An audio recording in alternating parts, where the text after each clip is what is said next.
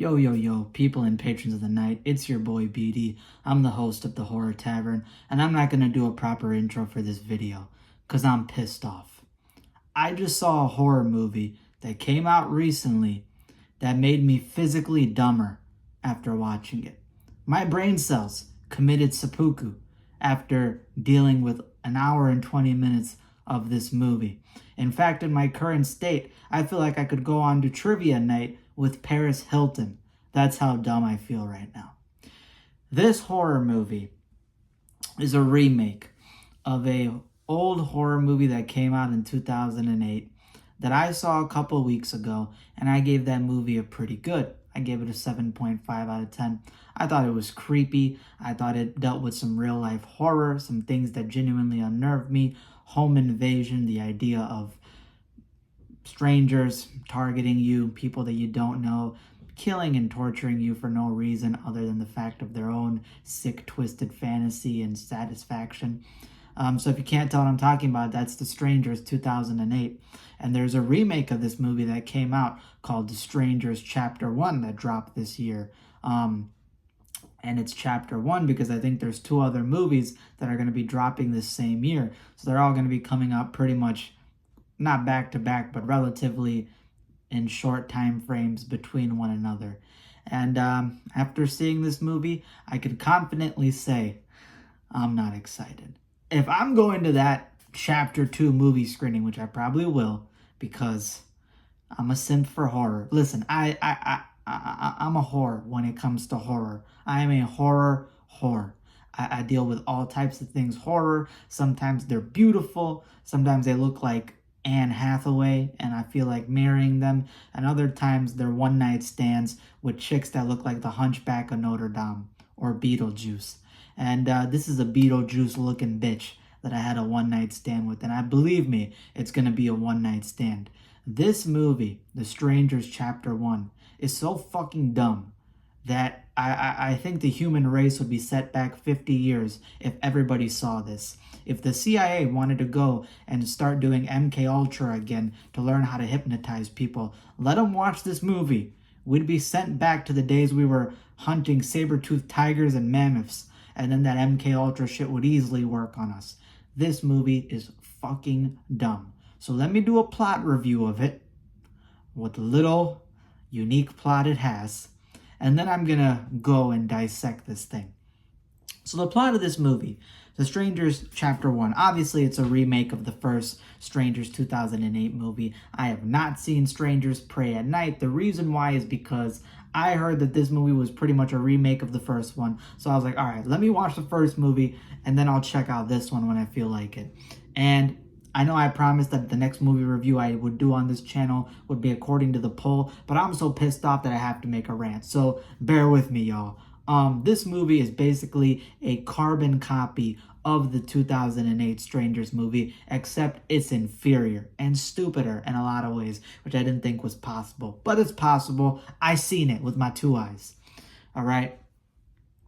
This movie is basically about a couple that are celebrating their 5-year anniversary. They're not married, but they've been together for 5 years. It's their anniversary, and they're about to go head out on like a little getaway vacation.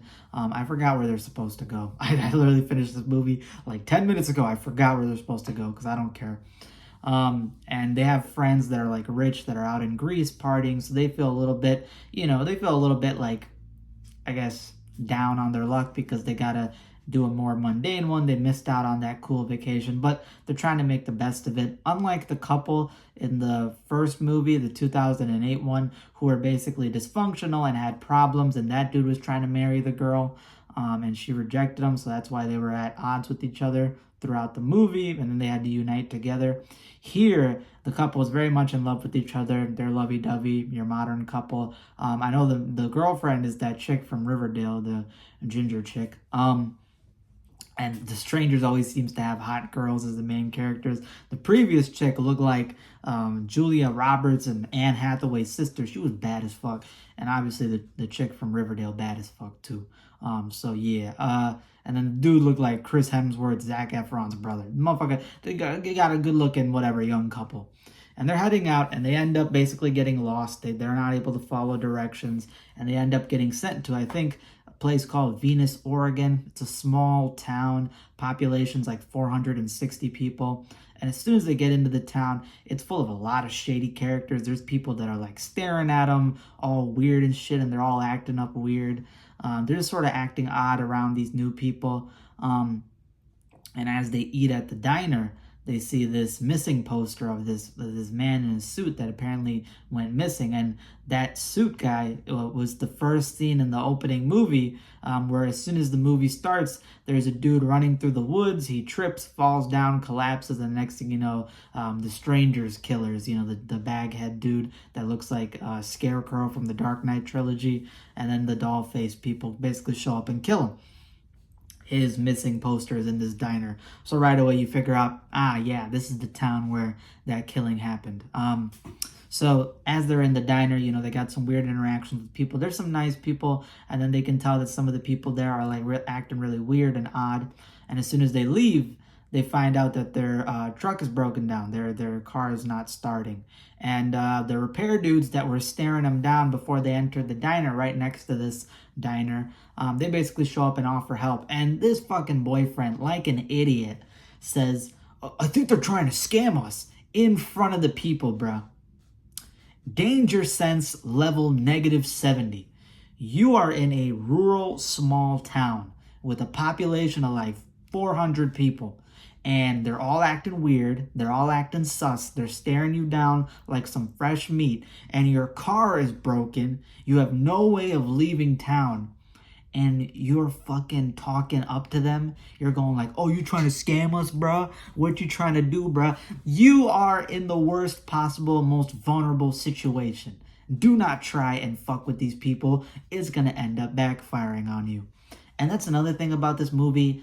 The first movie was mysterious, it was intense, it was creepy.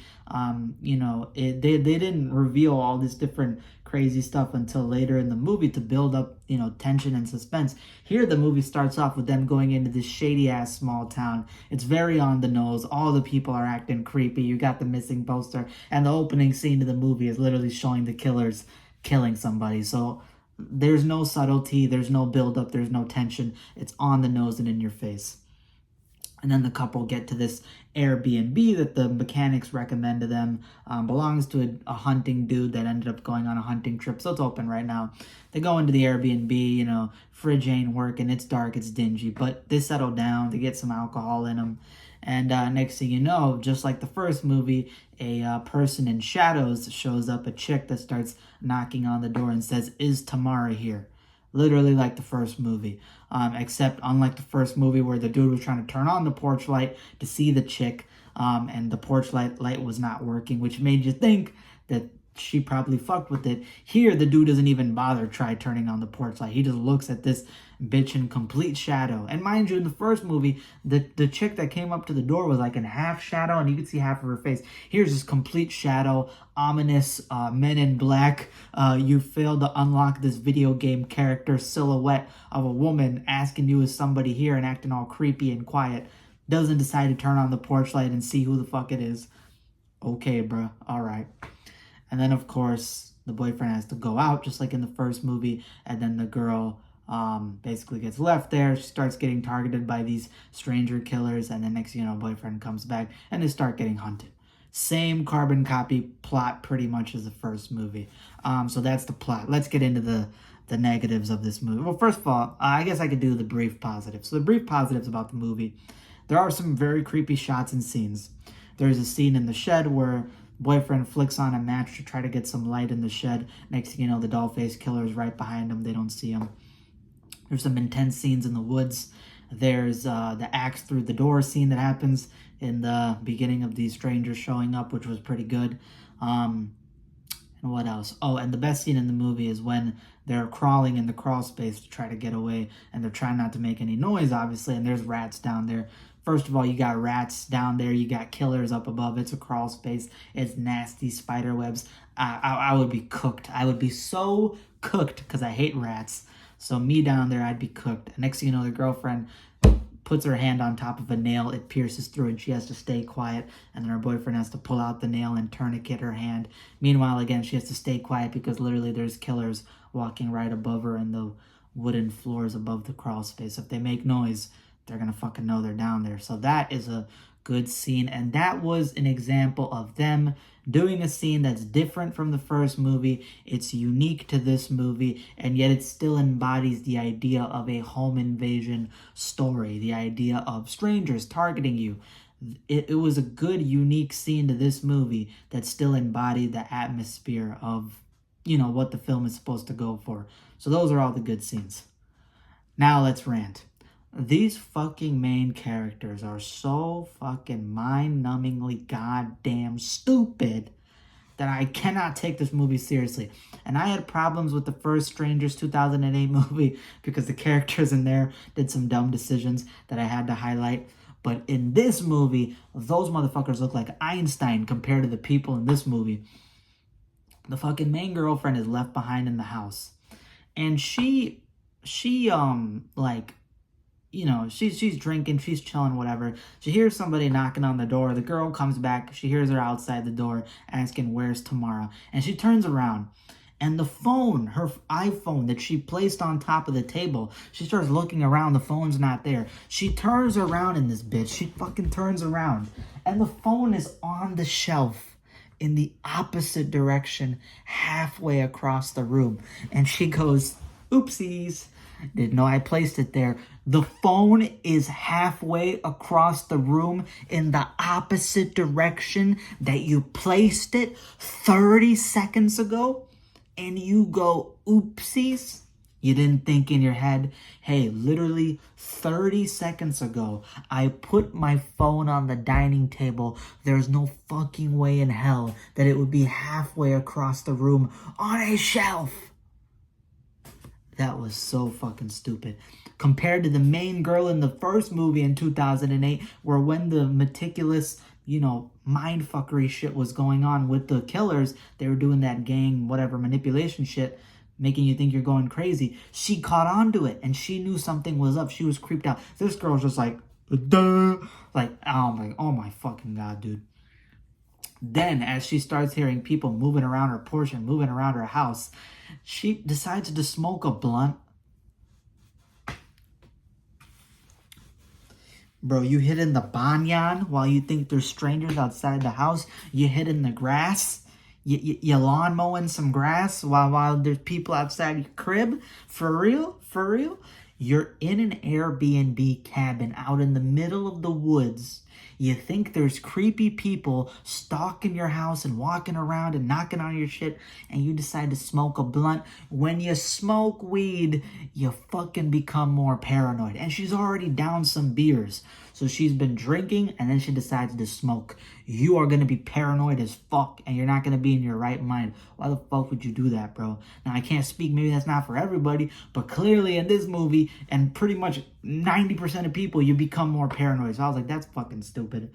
And then, obviously, the killer's inside the crib. It's the same as the first movie. They're inside the crib. The bitch is playing the piano, fucking Mozart at it, performing a solo dolo dance. She hears creaking in the house. She hears what she sounds like footsteps creaking in the house, and she stops playing, and she still hears footsteps. Thinks nothing of it. Thinks she's tripping. Again, the banyan.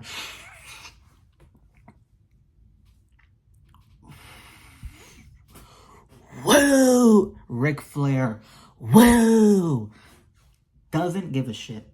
And then as she starts playing the piano again, old Baghead Scarecrow from DC Boy is sitting in the chair just chill. Bro is literally in the uncle chair. He's literally sitting in the chair just listening to her play. He's literally enjoying the performance. I was like, blood. I was like, how did blood teleport from the hallway to the chair? Made no noise. In the first movie, the chick was in the kitchen trying to make some food or get a beer or something, and next thing you know, bro walked out of the shadows in the hallway, just staring at her ominously, and then obviously, he backed the fuck out, and he was right around the corner, so he couldn't move easily. The bro was nowhere in sight. He's not even stealthy. Blood is making noise and shit. You should have packed the Adidas Ultra Boost if you didn't want to make noise in the house. Motherfuckers walking around in the Timberlands. That shit's gonna make noise. And then next he pops up out of nowhere and he's sitting in the chair like some uncle in this shit, just listening to his daughter playing shit. I was like, what the hell is this, man? And then she goes to take a shower. She's taking a shower, and obviously blood is outside the glass door, just looking at her. And I can't blame him. She bad as fuck. And throughout the movies, she wearing these gray sweatpants. She got a fat ass. I can't lie. She bad as fuck. Riverdale chick is bad. Shout out to you. He's staring at her. I don't blame him, bro. I'm a creep. Listen, bro. They call this movie The Creeps. You know what I mean? I'm being for real though. So dude got, obviously staring her down, and then next thing you know, the camera cuts to in front of her. He's staring at her. Next thing you know, camera cuts. And as she turns around, in half a second, literally blood teleported outside the bathroom. My guy, are you Goku? Is that Goku under the back? Bro, did the instant transmission teleported out of there? Is that Gojo Satoru? Did this man hit the infinity, just teleport out of there, bro? How did you teleport in half a second out the bathroom, bro? The man was literally in frame, and then one frame later, he's outside the bathroom. The man has got superpowers. So the killers are like superpowered. They could do this crazy shit. They're doing even crazier shit than they're doing in the first movie. And the chick is a lot dumber. Boyfriend shows up, she ends up then getting the power outage. There's a power outage, and she, walking around with her flashlight, she sees the doll head killer girl with the doll face, sees her in her bedroom. She runs and then goes into like a closet or something, and she's got her phone flashlight on in the closet while you're trying to hide. There's a crack under the door. You don't think that the killer in a pitch black house can see that there's light under the crack in the door? You don't think that? You're not thinking. Think, Mark. Think, Riverdale chick. Think. It's like, bro, what the fuck, man? And then the boyfriend shows up.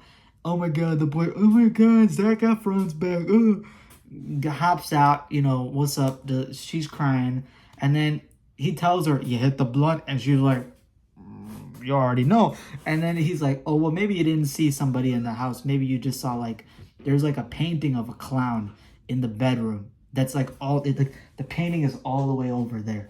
Like if the door is over here, if this is the door that she saw this doll-faced person standing in, the painting is on the wall over there. And he's like, oh, maybe you saw the painting on the wall and you mistook it for the person in the house.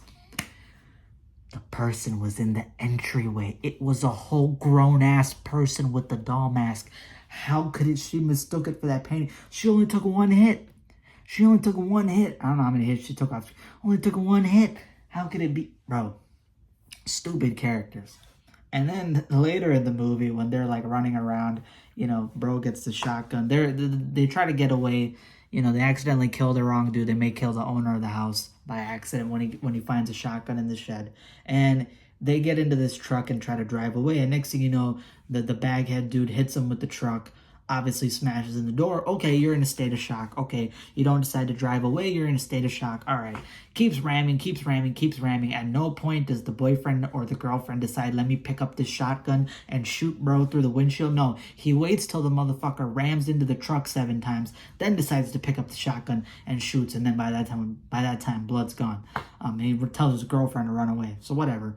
And then Baghead dude puts an axe through the windshield. He fires. The Baghead dude outspeeds the shotgun shell because this man doesn't have the Call of Duty aim assist on. It is what it is. And he breaks out. And then he takes the shotgun and walks past the Baghead dude's running truck and tries to find his girlfriend.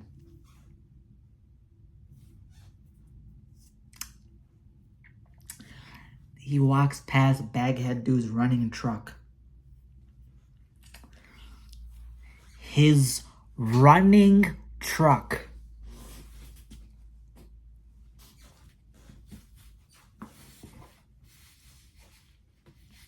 His running truck. Running. If it's running, the fucking keys are in there. Hop in that bitch, skirt, with the shotgun and find your girl. Get help. You're walking past a running truck with keys in it. The man doesn't have doesn't have technology. He didn't hotwire the car and drive it, or maybe he did, but you could have checked to see if the keys are in there so you could pull out. Doesn't do it. And then the stupidest scene in the movie, the girl is out in the woods running from a killer, hiding. She decides to go in this little ditch area, and she starts covering herself with leaves, but she half-ass covers herself in leaves. So literally her sweater and her face is visible. And then the killer walks over this little hill and is like looking down and stares straight at her for 20 seconds and walks away.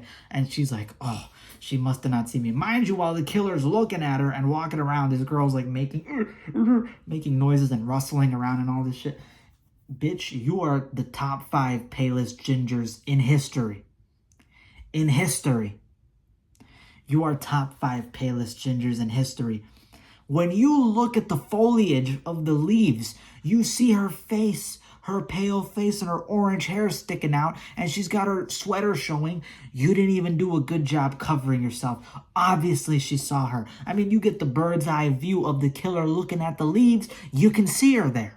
And then it gets a side angle. It gets a side angle of the girl. And you see that her entire face, her hair, and her clothes are sticking out. You didn't even bother trying to cover yourself in leaves. If it was me personally, as soon as I'm hopping out that crib, I'm getting butt-ass naked. I'm getting butt-ass naked. And believe me, I'm brown, bro. As soon as I'm butt-ass naked, I'm going to be invisible in those brown leaves, bro. Call me the invisible Indian man. I'm going to be disappearing into the leaves and the shadows, butt-ass naked, slanging.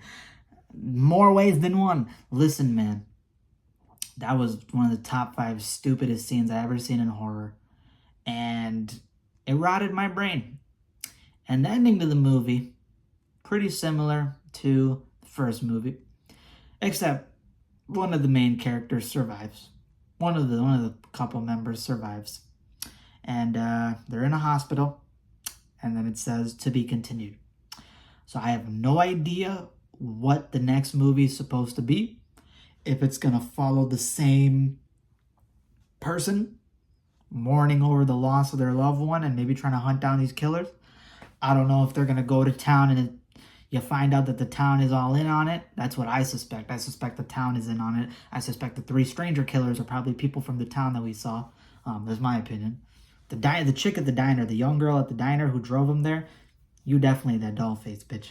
But regardless, it's either that or they're going to be like going after new people that are like being targeted by the strangers. And then the third movie is going to be like all the victims, all the surviving victims unite and they form the Avengers and they take down the strangers. I don't know. They break into the stranger's crib and then start doing that shit to them. I don't fucking know. This movie, I would give a 3 out of 10. It is hands down one of the most mind-numbingly stupid horror movies I've ever seen. And after finishing it, I can very much say that 2024 has been rough for horror movies. And I'm going to make a video potentially on it. Late Night with the Devil was really, really good. It was great. Sting 2024 was good. I thought Night Swim was underrated. But Tarot 2024, The Watchers 2024, this movie coming out this year, and then I heard Imaginary by one of my friends who has similar taste to me, Horror FFA, he's got a channel. He said it was meh. So, I'm just like, 2024 has been rough. I heard the new Quiet Place movie was good. It looks good. I'm excited to see that, but yeah, man, this was rough. And there was a lot of better things you could have done with this movie, but you didn't, and it shows. That's all I got for today. Hope you guys enjoyed. Movie gets a 3 out of 10. Doodle garbage. One of the most mind-numbingly stupid movies I ever seen. That's all I got. Please subscribe if you like this video and hit that like button down below. I've been dealing with some problems with YouTube, kind of basically fucking over my channel a little bit in the recent weeks. So I'm kind of debating how much I want to upload during this time when I'm waiting 2 months for all my advanced features and stuff to come back. So it's tough, but we're going to push through it. I'm going to try to make good content for you guys. So yeah, stay tuned for whatever the future holds. And thank you so much for your support as always. Deuces. The strangers, bruh.